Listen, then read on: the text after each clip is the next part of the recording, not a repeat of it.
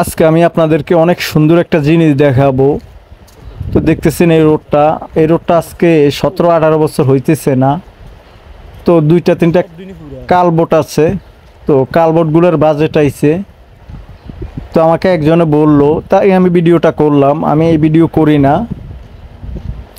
এই যে দেখতেছেন আমি যাচ্ছি, আর এটা হচ্ছে তজুমুদ্দিন, ভোলা তজুমুদ্দিন, মোল্লাপুকুর চৌরাস্তা, পুগমিয়া রোড এটা। আর এটা তো অনেক ঘনবসতি। এই যে দেখতেছেন যে বালুগুলো, এগুলো হচ্ছে সব আপনার ভিজা বালুগুলো। আর এই ইটগুলো দেখতেছেন, এগুলো পুরান ইট, আজকে অনেক বছরের এই কালবোর্ডের ইটগুলো এগুলো। তো আজকে আসছি ওদের সাথে কথা বলতে। তো আমার প্রশ্ন হলো, ওদেরকে জিজ্ঞেস করলাম কন্ট্রাক্টদারের যে কালবোর্ডের বাজেট আইছে সব নতুন, তা আপনারা পুরানগুলো দিয়ে কাজ করতেছেন কেন?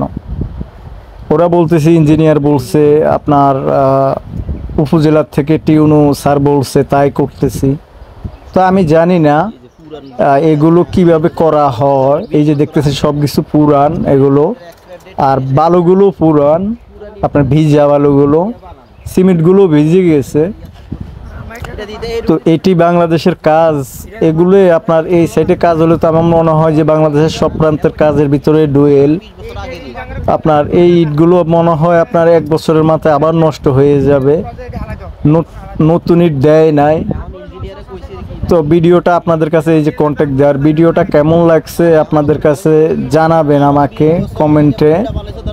আর ভিডিওটা শেয়ার করে দিবেন, আরেকজনকে দেখার সুযোগ করে দিবেন। আসলে আমার মনে হয় আমাদের বাংলাদেশ কখনো এগুতে পারবে না। এই যে আমরা 2-3টা